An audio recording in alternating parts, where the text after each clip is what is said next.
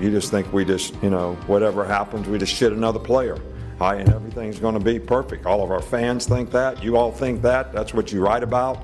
You don't want to be here. There's a specific reason. Not really, I think we did a poor job recruiting if guys are coming in and immediately walking out the door because it was something different than what they thought it would be. We lied to them during recruiting, or we sold them on a dream that wasn't true. Yeah, right now we have the atmosphere of a JC softball game. That's what we are, a JC softball team. As long as, it's not whether you win or lose. It's like the team that wins is the one that has the most fun. That crap like that. All this stuff that's contaminated America, where they give every kid a trophy and they don't keep scoring Little League anymore. Now, that's also it's second in the West, baby. Yes, sir. Hey, I don't like it. It's the only time we're ever getting excited about second. From now on, it's first, okay? Winning the SEC probably is harder than winning the national championship. Do you know that? Well, how about the fucking dogs? My language. Turn that damn jukebox on!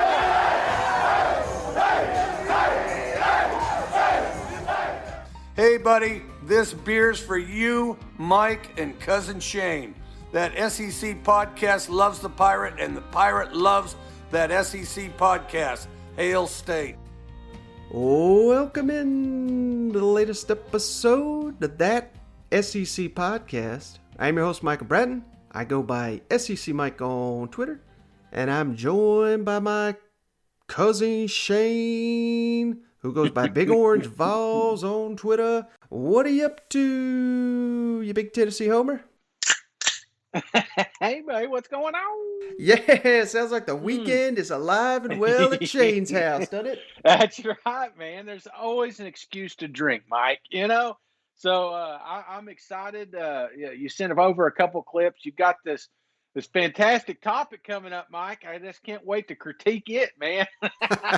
So I'm just getting lubed and ready, man. Absolutely. Well, what Shane's talking about there, this is one of my favorite topics to discuss during the off season, but we're all fans of the SEC on CBS.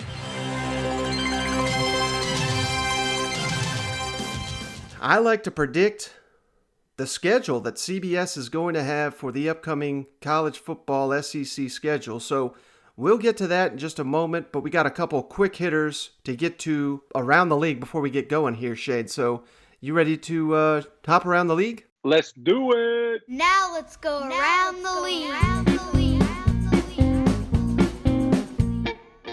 My daughters said something about me wearing a visor and need to put on a hat because I'm getting bald. So I'm going to wear a hat from here on out. I mean, if you look over the next 6 years, I think we played Miami 3 times, Florida State 6 times, South Florida 3 times, Mississippi State once. So who's the SEC teams? I think it's an injustice for the kids. We should mix those games up, and you should, play more teams from the West. Why don't you start calling around and see if you can get somebody else to play us, and we'll play them. We'll play anybody you can get to play us. In Louisiana, hold on a second. Hey guys! Hey! I'm having a press conference, okay? Thank you.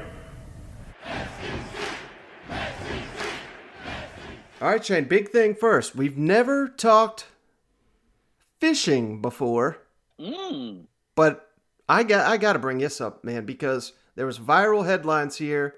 I got to be honest, I just skimmed the article. I didn't read it too much, but Auburn's fishing team has been suspended. You see this? They can not fish till 2022. And my God, Shane, the headlines and the reactions were fantastic. I think my favorite, Alan Bell said... Wait, let me guess. Okay. I just want to guess. Is it PED related? I want to know. Is it? Please say it is. No, I think it's COVID related or something. Oh, well, that's stupid. But like I said, honestly, I didn't read too much into it, but the best headline I saw, Alan Bell from CBS Sportsline, he said, this is the most SEC headline ever created. Auburn fish, and they got suspended for a violation. So, if Auburn is skirting the rules in fishing, just imagine what goes on in the conference with football. You know what? Oh man, I can see Bruce Pearl now. You know?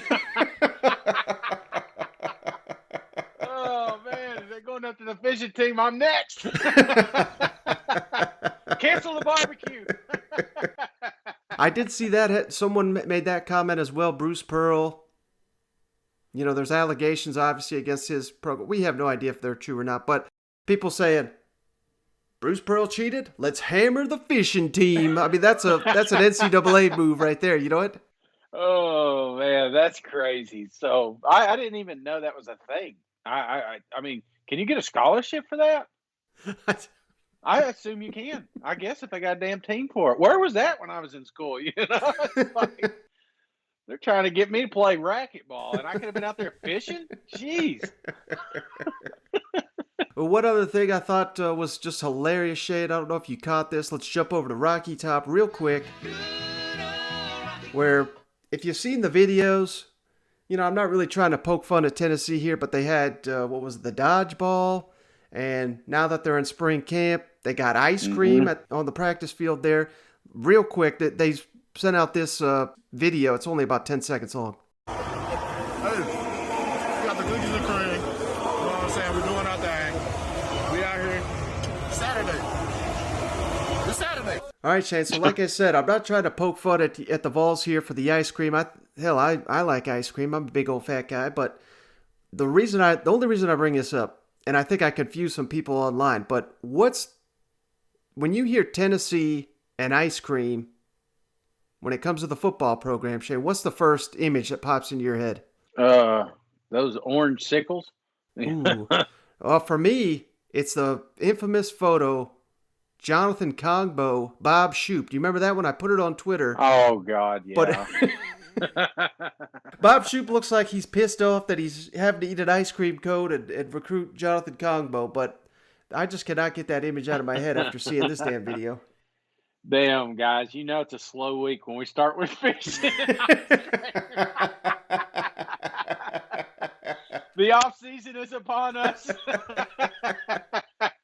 All right, staying in the state of Tennessee, real quick, wanted to mention this as well, Shane. Vanderbilt, big news for the Commodores. I don't know if you saw this here on Monday. They are committing $300 million to renovating facility there. And they're going to have a new football building. Yeah. They're going to have a new basketball performance center, indoor football practice facility, basketball operations center, and they're promising to upgrade Vanderbilt Stadium, which has not been renovated, if I'm not mistaken, since 1981. Jeez. So it's time, Mike. It's time, you know, and right. We talked about this when Coach got hired, that with the athletic trainer or athletic director, you just saw this new regime coming in, and it almost felt like, hey, let's take sports serious for a second. And this is a absolutely huge commitment to the university, and it's one that you really got to keep an eye on because, I mean, Nashville, as you know. Which by the way, side note, Mike, I hope everybody's safe. Nashville had a huge, as you know, flooding issues down there. So any listeners, are you safe? Hell, we didn't even talk about it. Are you rafting around? Or are you in elevated land? What's going on down there in Nashville? Dude, I was podding through that one. I forgot to mention it. I was halfway through one of the last pods we did, and I had to shut it off, jump in the tub, and I was in there for about 30 minutes waiting a storm out. But jeez, yeah, thankfully, you know, where I'm at, we didn't really get hit, but you just never know with those suckers. And yeah, man, and from what I saw, a couple people did pass. So I mean, just been a rough year all around. But here in Nashville, I mean, bombings and tornadoes and so many things going on here. And we got family down there in Alabama too. So I mean, you know, if you guys were affected by the tornadoes, it's been a wild weather event, man, last few weeks. So just thoughts and prayers for the families out there. But on the Nashville side, on Vanderbilt, you know, this is a sleeping giant, man. I know Vanderbilt's been, they're the butt of many jokes. Okay. But this is scary as a Tennessee fan that Vanderbilt's starting to take sports seriously because, if they can close that gap between them and most of the universities, then watch out, brother. I mean, all it takes is a couple good seasons and they're right there competing. I mean, look what Coach Franklin did with what he was working with. So, yeah, I'm definitely got my eyebrows raised at this situation. Yeah, and you're going under Clark Lee, the new coach, obviously, and he's a former Vanderbilt man himself. He's an alum, so he's already having success on the recruiting trail. He's already doing things differently by hiring a guy like Barton Simmons to evaluate the roster and incoming talent and all that. So, like you said, it's getting interesting for the Commodores. They're taking steps in the right direction, and of course it helps them that Tennessee is down, that I would say even Memphis, since they lost their coach to Florida State, taking a dip. I mean, there's prime opportunity for Vanderbilt to really secure some momentum moving forward. And this is long awaited, this investment into football. This is something we've been dying for, either be in with the SEC or get the hell out. And this is this is a big step towards showing how committed they are to the future of the football and basketball program. Took that stimulus check to the bank, didn't they? I wonder, I'm curious if anything, you think about last year with the COVID situation and stuff like that, nobody really struggled with it as bad as Vanderbilt did. And you kind of wonder if it was the facility situation, if it, because I remember last year they were talking about not having air conditioning in the workout facility. Right. So, I mean, it makes you wonder if that, I don't know, played a part in maybe some of their struggles last year with staying healthy. Yeah, and I mean, I've heard so many stories. I've even heard, the football program is big business at most schools, and, you got daily shipments and packages arriving, whether it's gear or food or nutrition or what have you. I heard there at Vanderbilt, there was a time, hopefully it's changed, but they either didn't have like a shipping and receiving center, or they just didn't have anyone running it. Yeah. And they were just putting everything in the hallway, and people would just come by and steal it. And it was like, wow.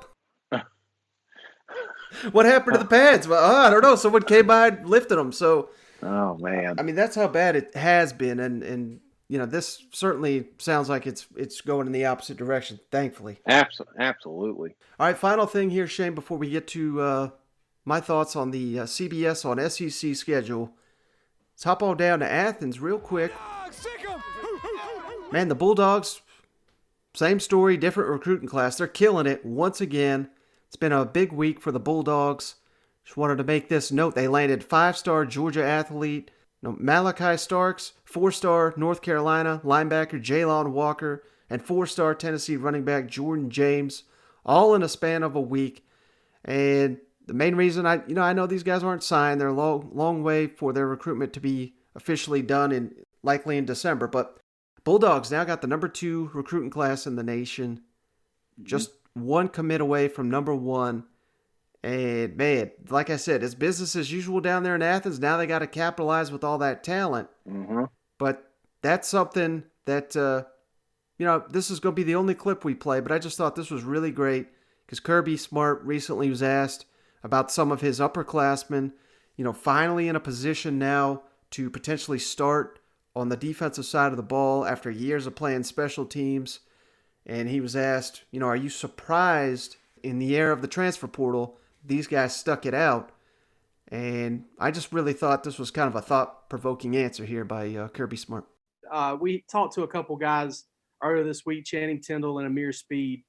And, neither one of those guys, I mean, they've both played quite a bit, special teams, all that stuff, but they've never been the 40, 50 snap a game type guys in their career. And one of them is a senior, one of them's a fifth-year senior.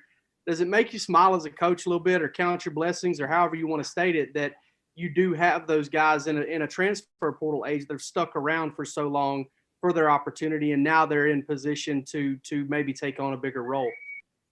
Yeah, I'm excited to see the work both of them do. They're both extremely talented, but they're blessed with great work ethic.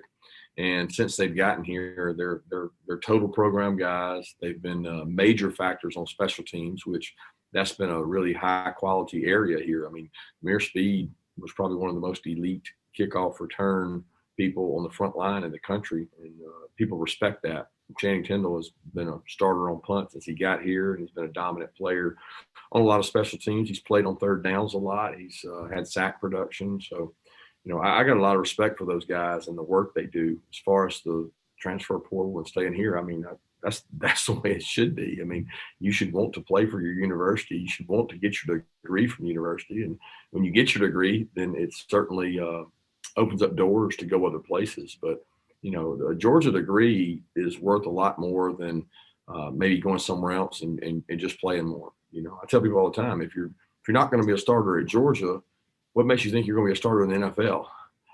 So it doesn't work that way. It's too easy to say that I couldn't start at Georgia, so maybe I'll go start somewhere else. How about getting your degree, play for the university, play for your teammates, and try to win a championship, which to me is special. And those guys have aspirations of going to the NFL, but there's nowhere better to train for that than the University of Georgia. They get a great workout place. They got a great staff. They're developing. And we've had, a lot of guys that didn't necessarily start every game that have gone on and played at the NFL. All right, Shade, so I think I just set it up perfectly there, but yeah, this is the way college football used to be, to where, your juniors and your seniors, there was all the times people didn't start at the moment they came in the door, especially at a powerhouse like Georgia. And now that we're in this era where if things don't get handed to you, we're seeing so many guys walk out the door. There's a lot more to be said for, it's kind of like Kirby says, man, if you can't start at Georgia, you think you're going to start in the NFL? Like, you got to develop your skills and prove your worth here. And hell, if you stick it out and do it, instead of, transferring to like Southern Miss and being a player down there, you're going to get more scouts and GMs looking at you here in the 1 year you do play as a starter, Yeah. No, I think he hit the nail on the head here. And it is different. It is different from our generation and generations before. It was like, there was no doubt, even though I didn't go, there was no doubt in my mind if I had the opportunity which school I wanted to play for. And I would have played from start to finish because that's my beloved program.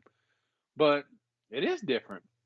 It's a different breed, it's different. It's just a different generation. And I think he hit what the part I loved was just the fact, like, if you can't start at Georgia, how are you going to play in the NFL? I just think this is a speech. This is a conversation he's had. It's hard enough to recruit, but it's probably sometimes even harder to keep some of these kids on campus. And Kirby had the perfect response. I mean, it makes sense when you say it like that.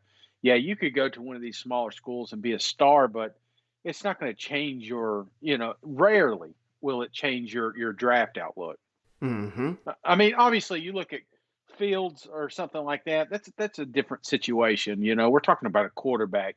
I could see why that's a thing, but if you're an offensive line, defensive back, or something like that, and you have ample opportunity to get on the field, I think these days it's better to just stick with the program because they've got everything, man. They've got the training facility. I think that's important. Just they're going to do everything they can to prepare you for that NFL Pro Day. Better off than if you went to App State and dealing with, not that they're a bad program, but it's apples and oranges, man. Yeah, absolutely. And that's just why I wanted to play that clip. And it's not only applicable obviously to Georgia, but I think the rest of the SEC as well. Mm-hmm. All right, buddy. Hey, we've spieled on long enough here. You ready to talk some SEC or CBS action? Let's do it.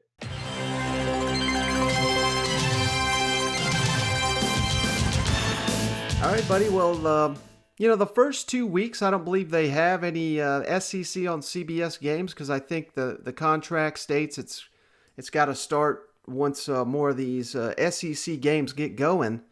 But I'm still going to do week 1 and 2, man, just in case. Marquee games, week 1, opening weekend of the season. I mean, this would be an easiest selection in the world. I'm sure it's going to get gobbled up by ESPN, ABC, but Georgia versus Clemson in Charlotte on the neutral field there. I don't think Alabama versus Miami, that's a fun game in Atlanta, but it doesn't compare to Georgia-Clemson week 1, don't you think? Yeah, I think that would be a definite shoe in there. I still think, like you said, that Alabama game is intriguing, but when you're talking game of the week, this is one that they're already starting to talk out. I mean, there's already, Mike, by the time this thing comes around, I mean, it's going to be painted as a national. I mean, it's going to be like a national championship game, Yeah. So I'm really pumped up about this one. All right, week 2, and again, week 2, I don't believe that the contract starts, so I don't think this game is a realistic option for CBS, but I sure as hell would love to see it. My big game I got circled here in Fayetteville, Shane. Texas at Arkansas. That's going to be such a scene there in Fayetteville in a year or two of the Sam Pittman era. I mean, there's a lot of people, maybe not in the SEC, but around the country that, I think they're looking at Arkansas and they're forgetting all the jokes they made at this time last year. Saw people saying they were going to be the first 0-10 team in SEC history, and they held their own. But you got to take that next step, and it comes with games like this where Texas is probably going to be favored. I don't know. I don't want to go that far. They may not be, but either way, this is a game where you prove you belong in that upper echelon of the college football discussion. And you're getting Texas at a perfect time. They just fired their coach. I don't know who their quarterback's going to be. I think this is going to be a hell of a showdown week 2. And the only runner-up, and this is probably in part why they wait a little while for these SEC games on CBS, because the schedules are a little weak. And the only other game that looks intriguing to me is Missouri at Kentucky. I think that's a big game for both those programs. But Texas at Arkansas, that's such a marquee game in my eye. Yeah, I think I'm going to have to agree with you, Mike. Obviously, horns down is going to be exciting, and I can't wait. I'm just here for the memes, baby. And then I think you're right. Mizzou, Kentucky is very intriguing because it actually means something. I mean, there could be a lot riding on that game, first SEC schedule. So, but I think, if you're looking at one, we got to have Arkansas beat these guys because that just sets the tone. Because I think I fully expect LSU to take care of business week 1. I fully expect Georgia to take care of business week 1. And the only other conference that's in question other than the Big Ten is it's Texas. So I think we can shut them up real early. All right, week 3 of the season. Now we're starting to get into some intriguing matchups, and I believe this will be the first SEC on CBS selection. It's not officially been announced, but I don't see how they skip this one, Shane. Alabama at Florida, going to the swamp. That is an intriguing game for a number of reasons, but first of all, I think it's really going to set the tone for Dan Mullen's team going into this year, where I don't think there's going to be many people picking the Gators to win the East. That doesn't mean they can't do it. But, I mean, I think opinions could be changed. If you look at Alabama's schedule from last year, I mean, Ole Miss certainly gave them a game, but never really felt like Ole Miss was going to, I mean, they never did stop them, but you never felt that was coming. So as back and forth as it was, it just didn't seem like a true threat. And I think the only team that really threatened them was Florida last year in the SEC championship game. And I know these are going to be 2 completely different rosters here, but I don't think Florida's going to come into this game scared to death that they can't beat Alabama after, what they did to, how they matched up well enough in the SEC championship game. Am I crazy? No, not crazy, but clearly the best game on the schedule here. What about Auburn, Penn State? Was that at least considered a little bit? That'd be my runner-up game right there. I think that's got the makings, kind of a similar deal for Auburn. I mean, this could be a make or break, not make or break, but they could really set the tone for the Brian Harsin era. But I don't know. I gotta go Alabama, Florida. They tend to go the SEC matchups here anyway in these games. So it'd be hard. Big names, you know what? Yeah, it'd be hard not to. I mean, we got an SEC championship rematch. I think it's a no-brainer. Both these teams are going to probably be undefeated going into it. So I think it's a perfect matchup, perfect game, and it just kind of sets the tone in the SEC. We kind of get a good, it seems like years past, we've always had a little trouble trying to figure out is this the year the East is stepping up, or is this the year the West takes a step back? It just feels like the way some of these games are coming out of the gate here, by week 3, week 4, we're gonna have a pretty good pulse here on just how powerful or how strong each side of the conference is. All right, next week, Shane, week 4. How about this matchup? This is one I don't think a ton of people are going to see coming, but my top matchup on the board here, Arkansas versus Texas A&M in Arlington. That's my game, but we've got some other potential SEC matchups to go with here. What are your thoughts on that one? Yeah, I mean, this one really, for me, depends on the Texas-Arkansas game. If Texas pulls away, then I'm not going to put this one in. Maybe a good flex game because, I mean, you could argue the LSU-Mississippi State rematch from last year is going to be pretty exciting. Of course, Tennessee-Florida is always a fan favorite here, All right.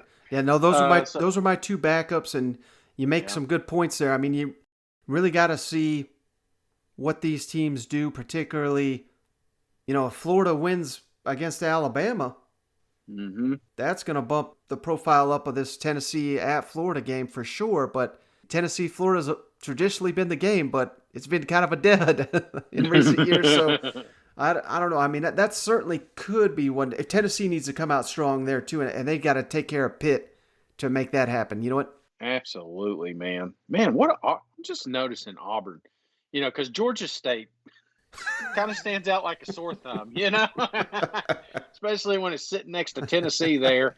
I'm looking at this schedule, man. So, man, it goes Akron, Alabama State. Then it goes in the next 4 weeks, they got Penn State, LSU, and Georgia sitting on there. Damn, what a schedule that's going to be. All right. Yep. So. All right, Shane's getting fired up for them Tigers. I am, man. I am. And Georgia State can't sleep on them, man. You could just hear your voice, man. Just talking these games gets us fired up. You know what? Oh, hell yeah, man. I'm ready. All right, week 5 of the season, Shane. I think this is going to be another easy decision. Auburn at LSU is one of my favorite games of the year. I always say that, but that's my backup here. I'm going Ole Miss at Alabama after last season's scoring fest back and forth. And now we got the vast majority of the Ole Miss offense returning outside of Elijah Moore's. I know that's a big loss there, but man, Lane Kiffin, Nick Saban, Matt Corral, Bryce Young by this point, probably the quarterback for Alabama. He's probably emerged by this point. I think we could be looking at another shootout-style game here. I think that's an easy choice for CBS. Absolutely. No, that's going to be a fun one, too. But it is at Alabama. Things are a little bit different down there, so we'll see how it plays out. But I just like Ole Miss's schedule. Just the way it sets up. It's almost perfect for this game. Right. We're going versus Louisville, Austin Peay, Tulane. Then they got a bye, and then they go to Alabama. So I don't know if you just said that, but I'm looking at the schedule. It's set up perfect for Lane Kiffin and the boys. So if they're going to have a shot, I mean, you can't have a better schedule than that. Yeah, Shane, if you're just putting it together, folks, Shane is wrapping his mind around how I make these selections. Ole Miss will be undefeated. Alabama, very likely undefeated. Yeah. That's going to be a hell of a matchup. Yeah, that's going to be a good one. I like it. All right, next week, Shane, how about this one? Hopefully I'm not going too crazy with one team. Well, first, let's start my runner-up because this could be a hell of a game. Georgia at Auburn. That's always a classic. That's my runner-up, but I got to go. Can I guess? Yes, sir. Alabama, Texas A&M. Yeah, Alabama, Texas A&M, Jimbo and Nick Saban. And now there is a rule. You can only use a certain school, I think it's 4, maybe 5 times. So Not in Gary's contract. He did as many as he wants. So we're going to have to take a break from Alabama for a couple weeks after this selection, but it's hard to see anybody other than this because, hell, these were the two teams that finished 1-2 in the West last year, and yeah, the way Jimbo's got his thing rolling, it could be a battle once again for 1 and 2 in the SEC West. Thoughts on that selection? Yeah, I think that's the one you got to go with. The only other one, and it's at this point, it really just depends on, like, is Auburn legit? Do they bounce back? Can they beat? I don't think they have to beat both LSU and Penn State, but they got to make it close when they come in, because Auburn, Georgia, it's a hell of a rivalry.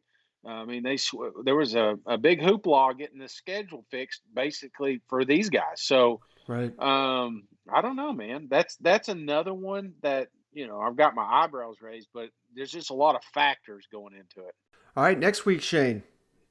Hell of a game here annually. Florida at LSU. Baton Rouge. These two always have classics, and they sure do hate each other. Dan Mullen, Ed Orgeron, and I was looking back at I think people tend to forget how big of an upset this was last year. LSU was an underdog by 23 points. Yeah. They pulled it out in the swamp. This is one of the games that I look forward to more than any other on the SEC schedule. Thoughts on that selection? Any other ones that have caught your eye for Week 7? Not really, because, when you talk about these two teams, just take a look at Wikipedia and look at the last several years that these guys have met. Sometimes it comes down to, most of the time, it comes down to one score, like last possession, it feels like. So I don't expect this year. Or a shoe toss. You talk about, you know what I'm saying? They just play each other. I remember back when they had the hurricane deal, and then they started scheduling these teams for homecomings. There's some bad blood. This is a deep rivalry, and you look at, like I said, you look at the last 10 years these teams have played and just how close it's been. So I don't expect this one to be any different. So fantastic pick here. Yeah, and I think another thing, for whatever reason, in this series, it seems like the road team always steps up its game. It's usually the home team. Yep. It's usually the away team that steps it up. And it's not like the home team doesn't show up, but that's what just makes these games so back and forth, and they're so unpredictable. And remember, after the Tiger died, the Gators were mocking it with the skeleton. This game's got it all, man. It's got it all. That's for yeah. All right, next week here. Now we're getting a little trim just because bye week, so that it gets a little bit tougher to predict the games that'll be selected. But my runner-up, Tennessee, if they're having a good year. Tennessee at Alabama. That has certainly been a popular selection in recent years. But the game I have my eye on, Shane. LSU. Oh, yes. Oh. Go ahead. Guys. Oh, no. No, go ahead. Go ahead. You've already ruined it. LSU at Ole Miss. Ed Orgeron, I guess his former school, Lane Kiffin, against the school that almost hired him to be offensive coordinator. It's a lot of storylines. This was a hell of a game last year. If not for all these Ole Miss turnovers, they would have won this game.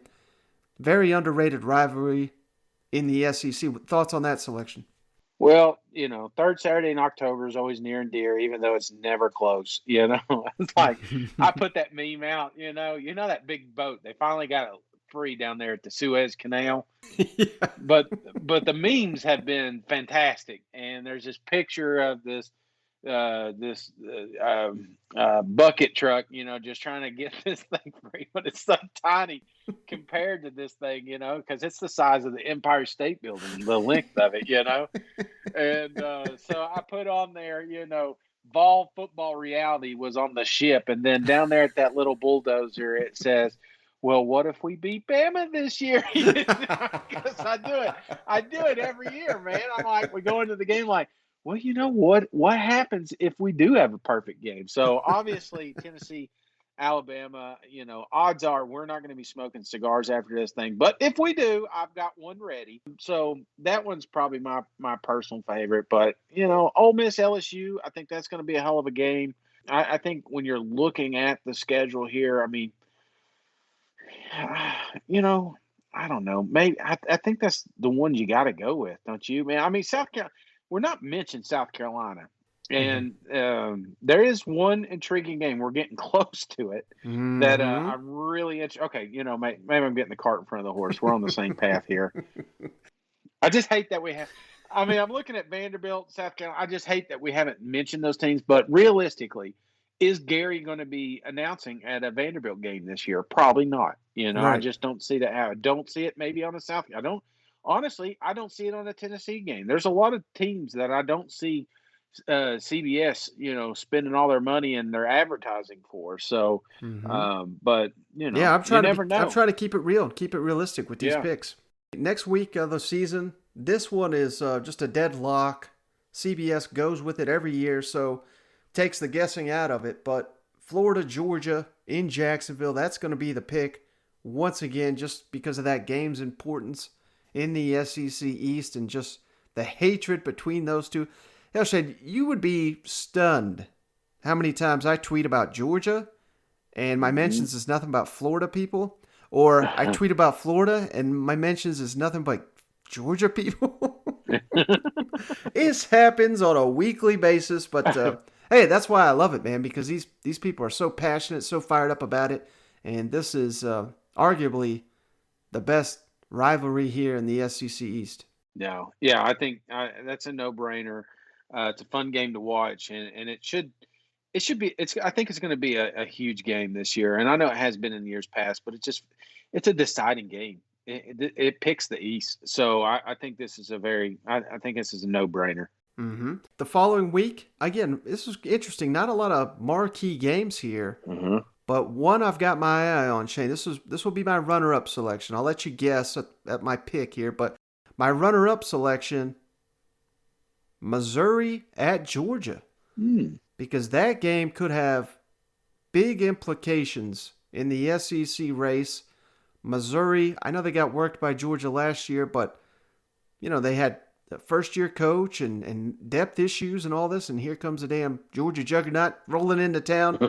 So I can excuse that one, but in years past, it seems like Missouri always plays Georgia so well. So that's one that I really got to keep my eye on, and if Missouri continues to progress the way they have been this offseason, I think they're going to be very dangerous. That could be a really good game.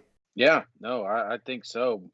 So this was your runner-up, or is this your? This was your my pick? runner-up. I'll let you guess which one. Missouri at Georgia. Okay. Liberty at Ole Miss. Is Coach Freeze? Yep. Is Coach Freeze still at Liberty? That's not my pick, but that is a great game. And I think that's going to be a fun one. The headlines, is it going to be at Ole Miss? Yeah. Yes, sir. Yeah. No, that's my runner-up. That's my runner-up, man. But this one's a clear cut. LSU, man, it's just, I hate it, man. Because you talk about CBS games, sometimes you find yourself talking about some of the same teams. Yeah. But how can you not have LSU and Alabama here? Mm-hmm. Yeah, I mean, easy selection on that one. Yeah, I think this is a different LSU team. I think it's the same old Alabama, ready to crush anybody. But when these two meet, who knows? Late in the season, this thing could go either way. So, yeah, I think that's the one clearly that they got circled, even though they've featured Alabama 15 times at this point. So, what are the odds that old Gary mentions Devin White in this matchup and how he's going to save him in the second half? Gary can't get Joe Burrow out of his mouth. You know what I'm saying? That's what he's stuck on right now.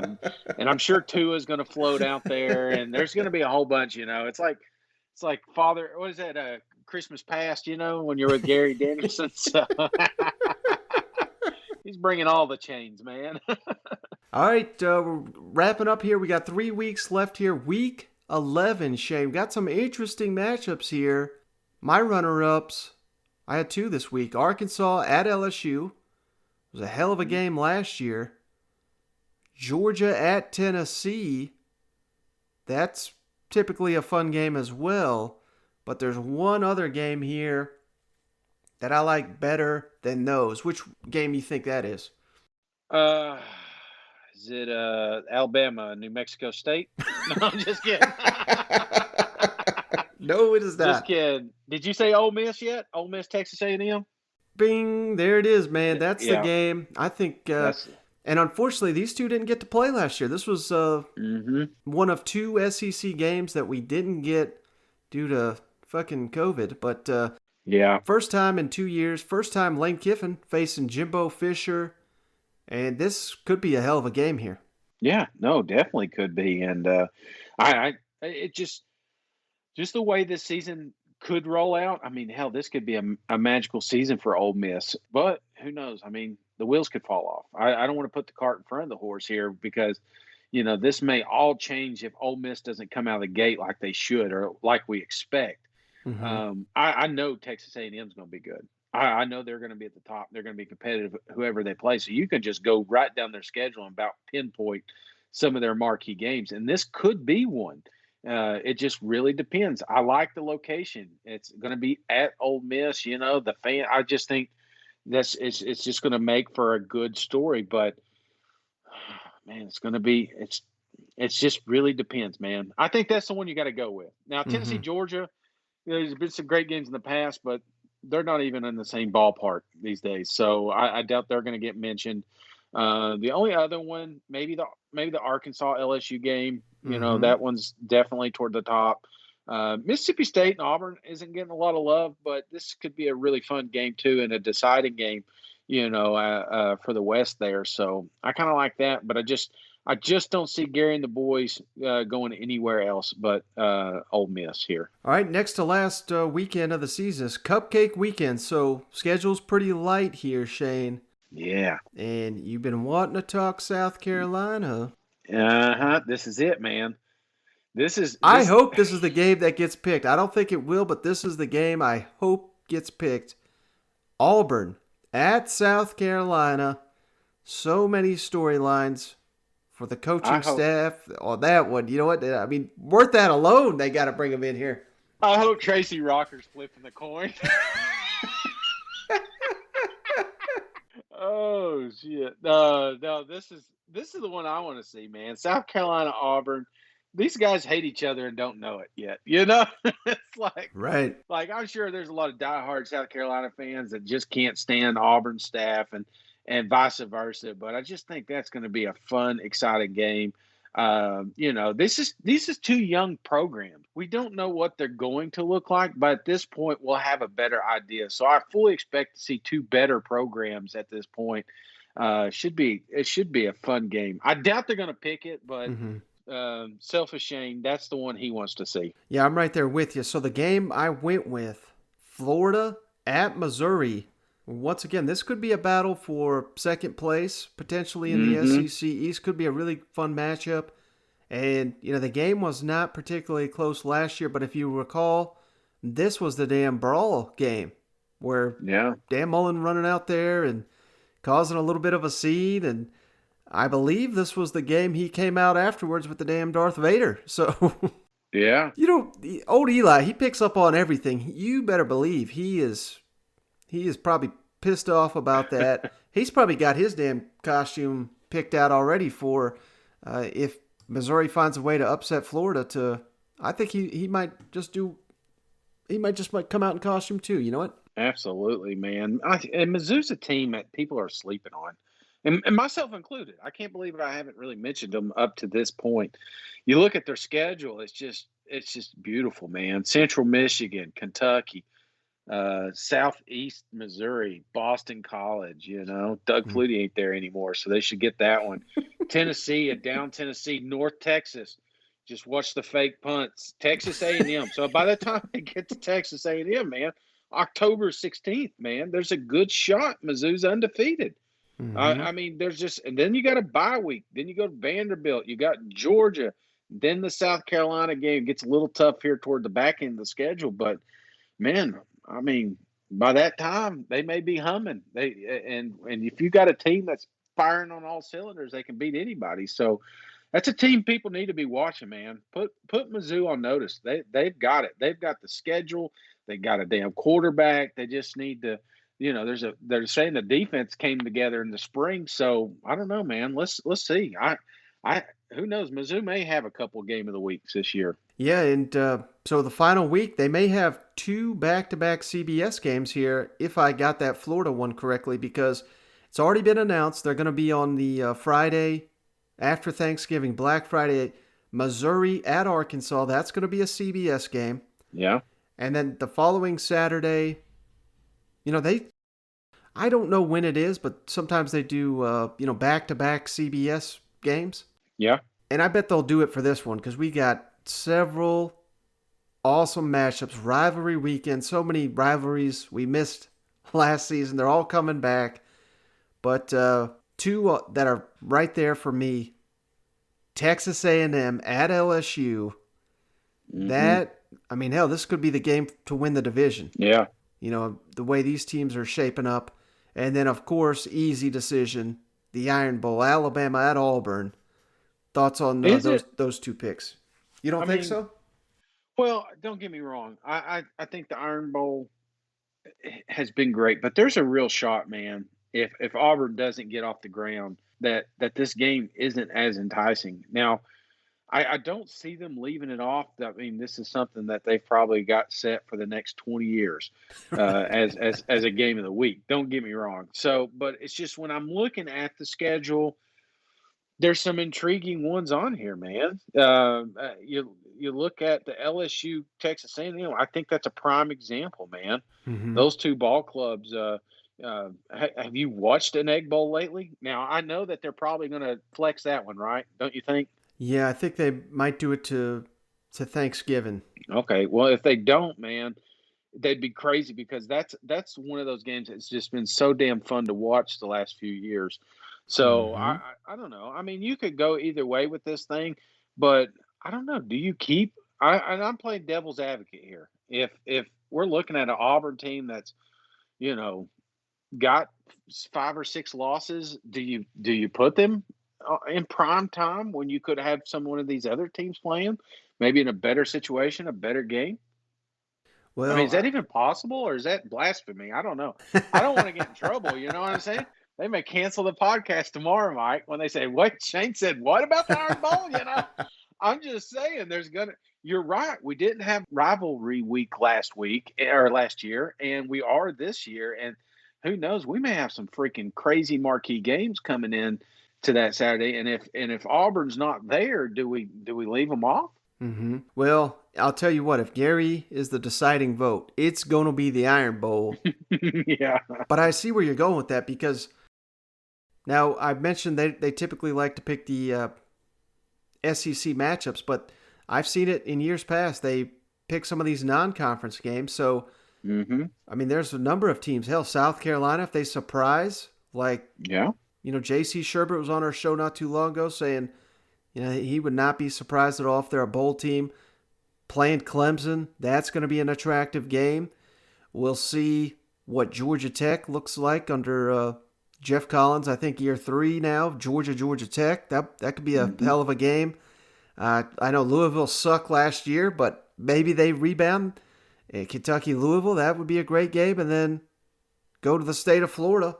Florida State, it seems like they have a little bit of momentum. They've been shitty for a couple of years, but Florida State, I mean, hell, I'll sign up to watch that any day of the week. So we've got some really good some options here this final week of the season. Yeah, no, I'm right there with you. So I don't know. It's fun talking about it, Mike. We got all summer to talk about it, but at this point right now, I'm putting Auburn on the alert, man. They're gonna have to come out of the gate strong if we're gonna keep them in that prime time slot. So, but like I said, I don't know. It's fun talking about it. Well, hey, buddy, I think we spieled on long enough here. I appreciate you hopping on, but that's all I've got here. Do you got anything before we close this one? No, that's pretty much it right now. More news than I thought we were going to get today, Mike. So I appreciate you. I'm sure you're going to do some fancy graphics coming out tomorrow with your CBS and your Gary Danielson hot takes. But I just love talking college football, Mike. I like getting on here. It just makes me feel like it's getting closer. So I appreciate you taking the time to let me hang out with you here. Absolutely. And hey, stay tuned, guys. We got really good guests lined up for the next episode. Going to be talking with my buddy Jake Wimberly down there for ESPN Radio down there in Jackson, Mississippi. So going to be talking some Ole Miss, some Mississippi State, and then he put out some over-under win totals for SEC teams. So some good stuff coming here on the next episode, but that's going to do it. Thanks for tuning in as always. Thanks for joining me, Shane. Catch you on the next one. All right. See you guys. Go Ball.